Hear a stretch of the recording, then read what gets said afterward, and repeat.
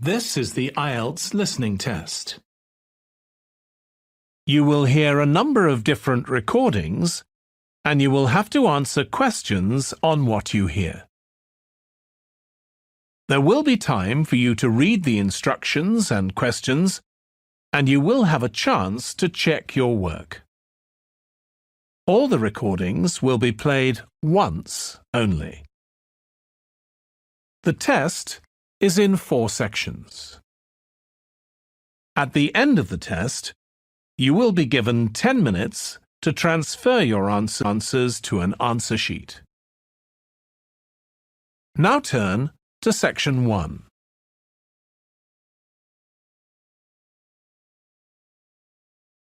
Section 1.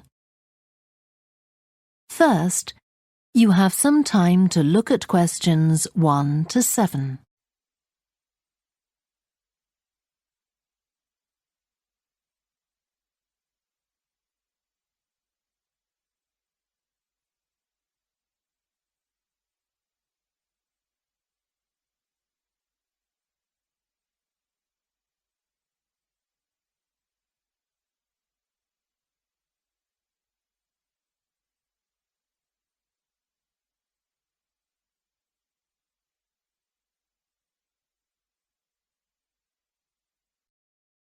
Now we shall begin. You should answer the questions as you listen because you will not hear the recording a second time. Listen carefully and answer questions 1 to 7. Good morning. This morning we are continuing our look at Australia and its natural problems. Actually, dryness, or aridity, as it is generally called by geographers, is probably the most challenging of Australia's natural problems. And so it's very important in this course for you to have a good understanding of the subject. For Australia, water is a precious resource, and its wise management is of the greatest importance. As I've said, Australia is a dry continent, second only to Antarctica in its lack of rainfall.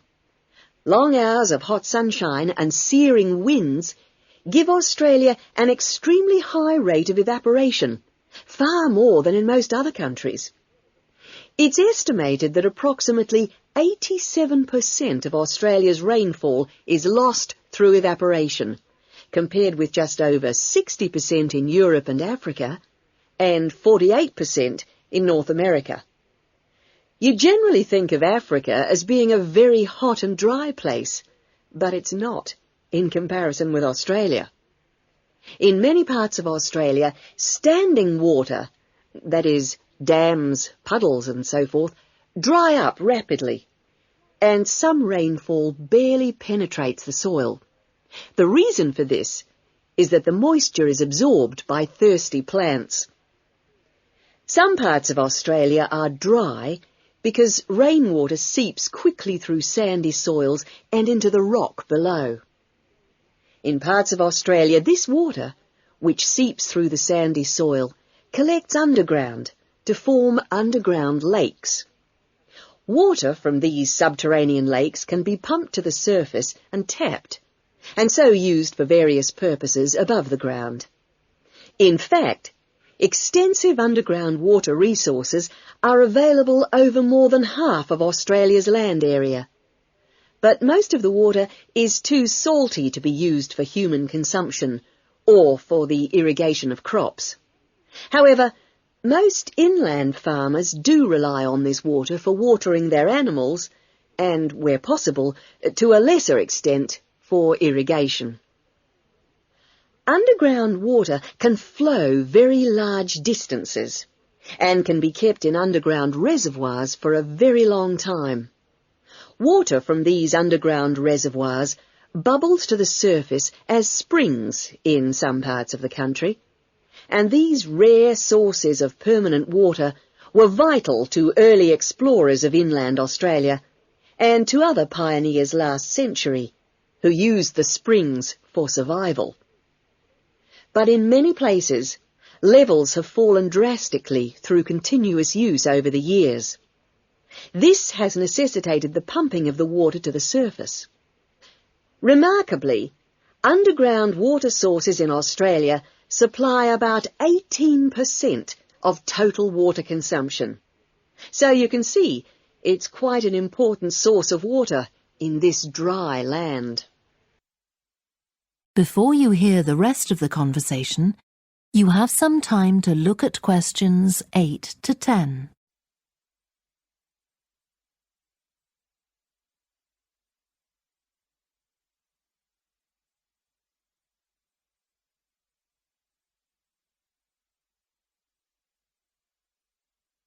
Now listen and answer questions 8 to 10. So, most of the consumption of water in Australia comes from water which is kept above ground.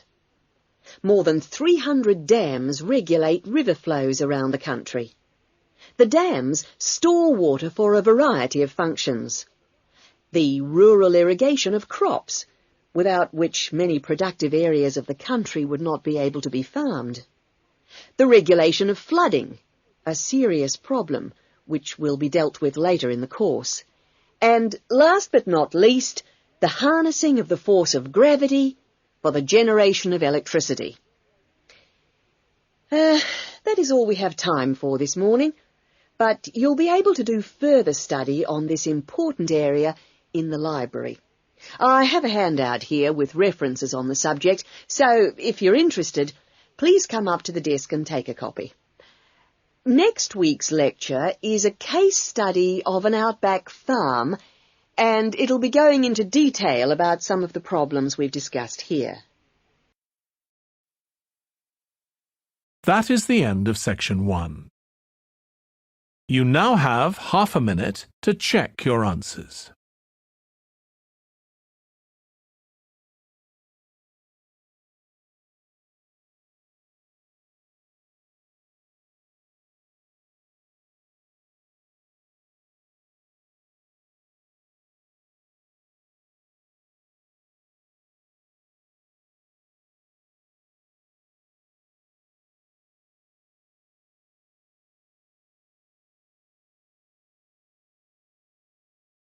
Now turn to section 2.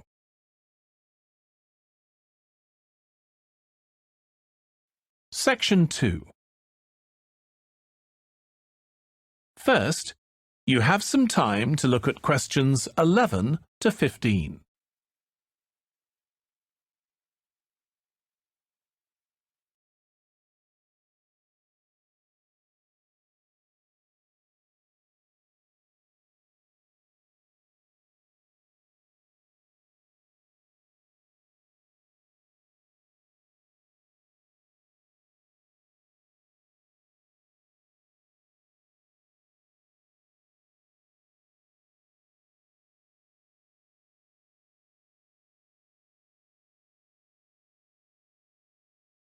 Now listen carefully and answer questions 11 to 15. That was an interesting lecture. I'm glad you thought so. Yes, it made a break from the usual lectures on literary style. Certainly made me look at some of Shakespeare's plays like Hamlet and the playwright himself in a new light. Me too. I always thought that Shakespeare believed in the supernatural, and that was the reason why so many of his plays, like Hamlet and Macbeth, featured a ghost. What you thought is a common misconception. However, when you think about it, it was unlikely that Shakespeare would have been sympathetic to a belief in ghosts. Why? Well, he was Protestant, as was his audience, and the Protestant religion did not subscribe to a belief in ghosts as spirits returning from another world. Also, Hamlet was set in Denmark, and although fictional, the play would have reflected the Protestant beliefs of the Danes too. So, the main religion in England at the time was Protestantism. Very much so. Any other religions like Catholicism were not tolerated by the religious authorities or James I, who was head of the Church of England at the time. What did the Catholics believe about ghosts? Their religion was compatible with a belief in the spirit world, as it were. Ghosts were seen as lost souls that were in purgatory, That is to say, a state between heaven and hell. So it was obvious, really, that Shakespeare incorporated ghosts into his play for other reasons, right? Absolutely. It's certainly odd to write about something you really don't believe in and then ask the audience to believe in it. So yes, there was clearly another motive. I guess when you think about it, it's quite apparent. As you mentioned in the lecture, ghosts appear in Macbeth and Hamlet really to show what the characters are thinking and as a catalyst for certain events. Quite right. And I think it's quite plain that Shakespeare had no belief in the supernatural. The fact that the ghosts seen by Macbeth and Hamlet are only often either visible to themselves or speak only to them suggests that the ghosts are only as real as the imagination of those who see them. So, would you say that the audience was as sceptical as Shakespeare with regard to ghosts? Well, as you know, the official line would have been that they didn't believe in ghosts, as it was not in line with Protestant beliefs prevalent at the time. Nevertheless, contrary to expectations, they do seem to have been a superstitious lot. Belief in witches and astrology were common back then, but how they justified their beliefs in religious terms is quite a mystery. Before you hear the rest of the talk, you have some time to look at questions 16 to 20.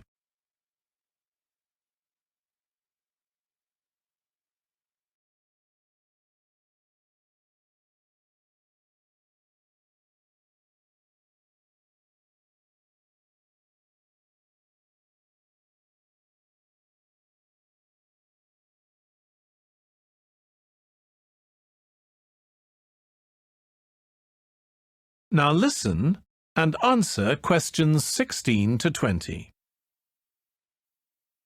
Well, I hope you all found the tour interesting.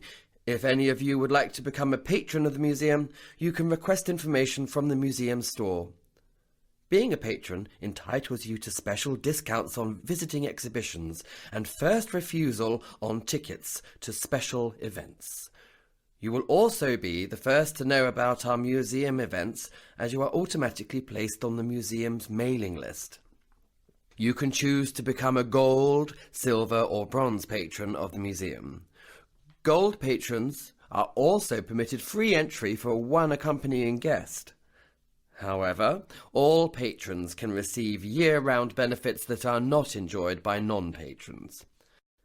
Having said all that, I would now like to announce some very special news. Next year will be our Centenary Celebrations. It's hard to believe it, but the museum was founded over 100 years ago. Accordingly, we will be seeing in the new year in style with a special masked ball. This has been organised in response to a special request from some of our patrons. Plans have yet to be finalised for this one-off event, but a themed masked ball has been suggested. The idea being that guests come in the guise of famous artists, past or present. One exciting event that has been confirmed is the Summer Garden Party. We are anticipating a lot of interest for this one, so it's best to book well in advance. Whilst the tickets are by no means cheap, we like to think that the price reflects the quality of the event. Amongst the many treats we have in store for you is a live orchestra playing in the museum's gardens, which are to the back of the main building. It is weather permitting, of course. Again, we are dependent on good weather in order for the barbecue to take place. Alternatively, a sit-down meal will be provided in the Cowl Room. Everything from the entertainment to the food is included in the ticket price, so there are no hidden extras. Now, having given you a roundup of the highlights of next year's social events, let's go on to the artistic highlights of next month. Coming up shortly is Ewan Bailey's newest installation, Light and Sound Waves. Always thought-provoking, his previous installations have been very well received. We will also have Hamish Barnes here for the first time as artist in residence. He will be encouraging visitors to adopt a more hands-on approach to art. Finally, last but not least, we will be exhibiting the work of Sean Long, who will be making his artistic debut. His work will be on show in the Warburton Gallery over the summer period. We are anticipating a large attendance at his exhibition. Well, that's all from me. I look forward to seeing you at one or maybe all of our events. It's certainly going to be an action-packed year for the museum, both culturally and socially. That is the end of section 2. You now have half a minute to check your answers.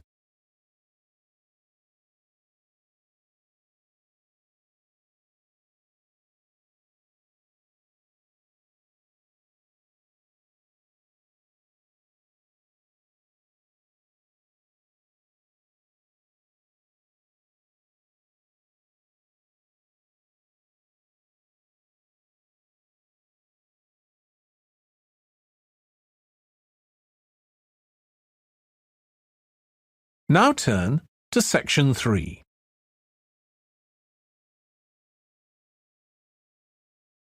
Section 3. First, you have some time to look at questions 21 to 26.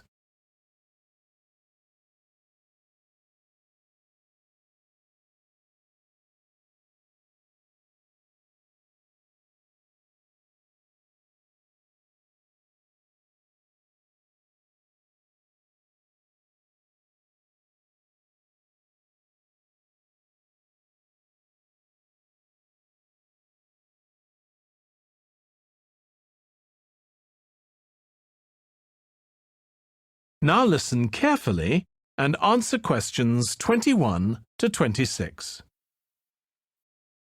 Good morning. I'm the head visa officer here. Welcome to our monthly talk on applying for British visa. We used to give everybody photocopies of the different forms you have to fill in, but found that was rather expensive. So to save money and paper, we now use slides that you can see on the screen behind me.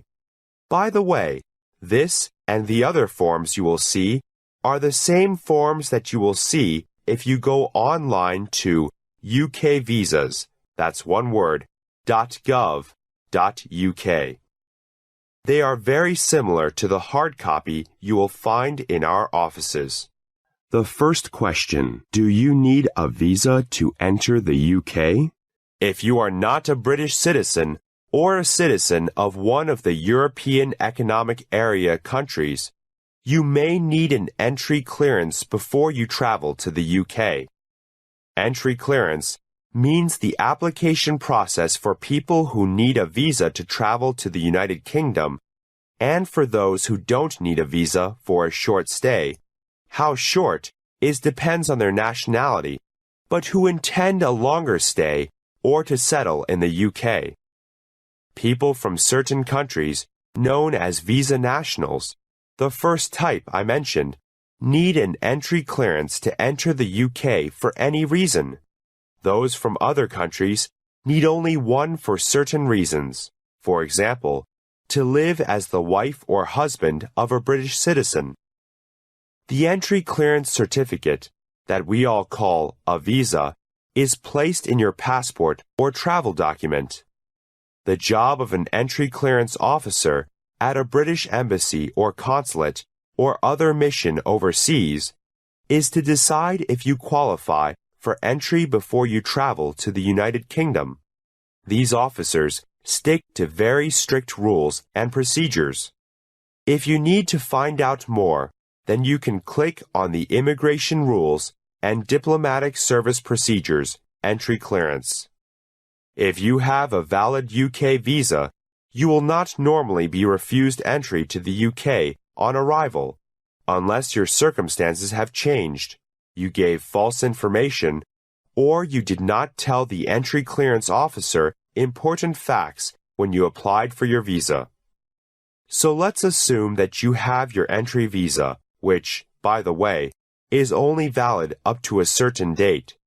At your UK port of arrival, the visa tells the immigration officer there the purpose of your travel, how long you can stay in the UK, and the latest date that you can enter the UK.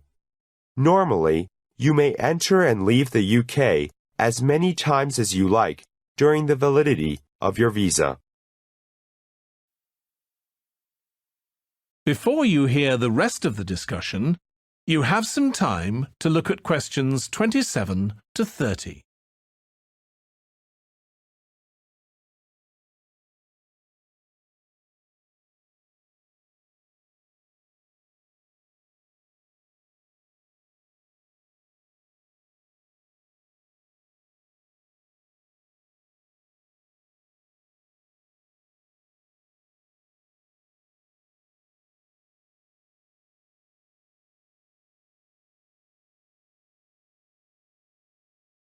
Now listen and answer questions 27 to 30.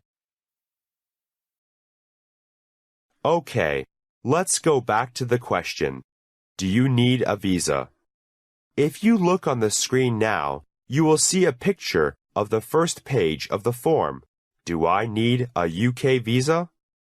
We find that a few people spend hours filling out visa application forms, only to discover that they don't need a visa. You can use this questionnaire to find out if you need a visa or entry clearance to enter or transit through the UK.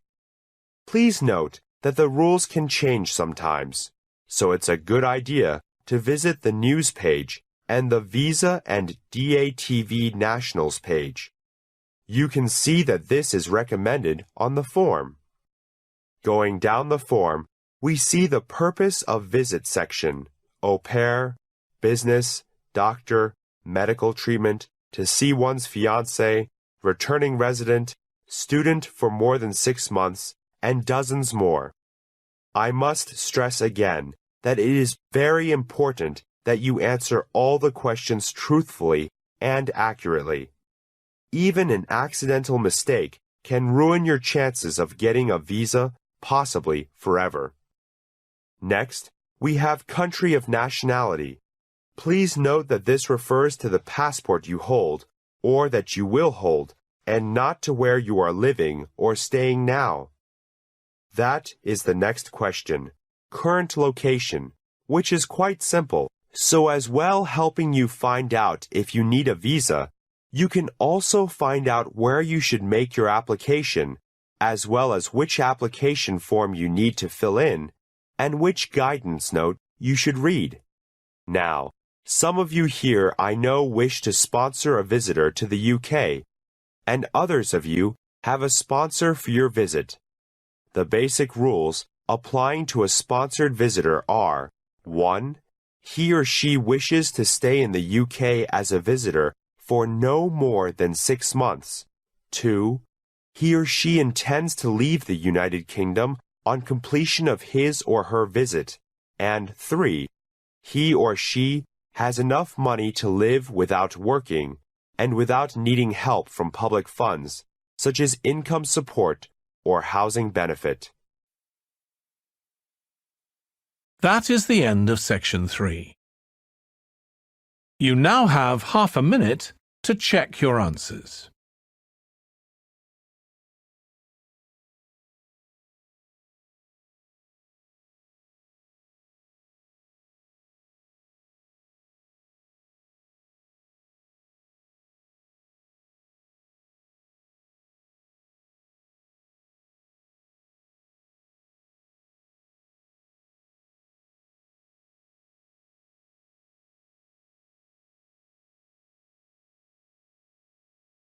Now turn to section 4.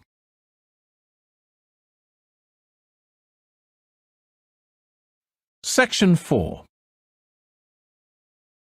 First, you have some time to look at questions 31 to 40.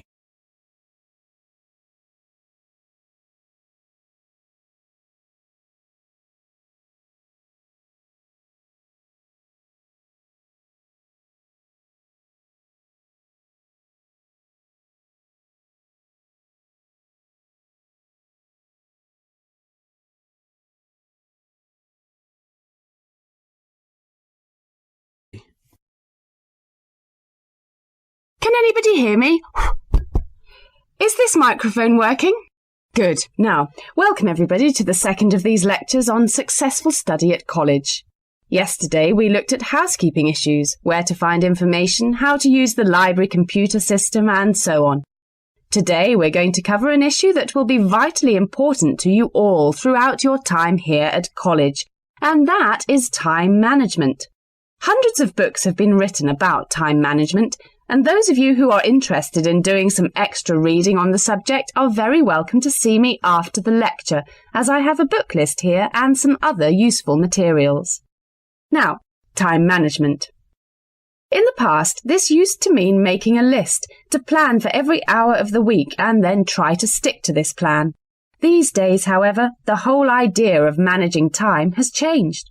In fact, if you think about it, you'll find that it's impossible to manage time. It just goes. So what you really need to manage is yourself. To manage yourself effectively, you need to have a clear idea both of what you want to achieve and how to achieve it. In other words, you need to set goals, and you need to move towards achieving these goals in an efficient and systematic way. Most coursework at the college is set by mid-semester, and at the end of the semester usually involves 2 written assignments of between 1,500 and 3,000 words in length. If you look around you at college, you will see that during the first weeks of the term, everyone looks cheerful and focused, followed by a change around week 6, assignment time, when people start to look a bit stressed. The library reports that an increasing number of students become angry when books are not available. So what's happened? Has everybody become suddenly irritable and angry for no reason? Not quite. The reason is that people have not managed their resources well. They have not set priorities for reaching their goals and, as a result, some of them realise they are going to do badly with their assignments. This will not be because they lack intelligence or love of the subject. They will fail because they did not have a clear idea of what they have to do and how long it should take them. Let's step back a minute. What do we mean by establishing goals? Well, basically, it means deciding what you want to achieve. In other words, deciding on the results that you want to achieve. The students that I've mentioned found themselves very stressed, mainly because they have an assignment to do. But they did not fully think through the effect that this would have on their day-to-day life. There's an awful lot of spare time in a day. For example, if you manage to spend some of that time, even just 1 hour, on an activity that helps you with your study, that 1 hour could have a major impact in your course, particularly if you make it a regular habit. I'd like to ask you now to have a look at the planners in your information kits. You will see that there are 3, 1 term planner, 1 weekly planner, and 1 daily planner. The term planner is to help you get an overview of everything that you will need to do for the term. The weekly planner is to help you week by week, and the daily planner will help you with the really detailed planning. Before we go any further, I would like you to make a note in your daily planner right now. I want you to picture how you could make a major difference in your life by spending just 1 hour a day on some activities for the next term. Background reading, for example, or preparing a bibliography. Now imagine the benefit at the end of the term. The term diary and the weekly diary are the most important ones. However, a week is really the shortest time you have to establish an overview of your time for planning purposes. Now you need to set priorities for the term. Work out how you could achieve those priorities and the results that you desire. If you can get into the habit of planning like this, you'll soon find that you've actually had more time than before to spend on relaxation and other activities that you enjoy. Now let's share some of the ideas that you've come up with. I'll divide you up into groups to share your ideas. OK. That is the end of section 4. You now have half a minute to check your answers.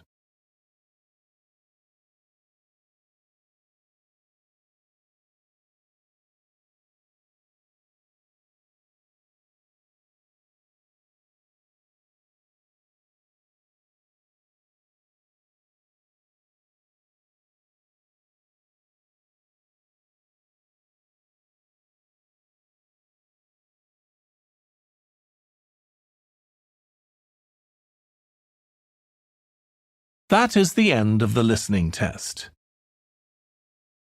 In the IELTS test, You would now have 10 minutes to transfer your answers to the answer sheet.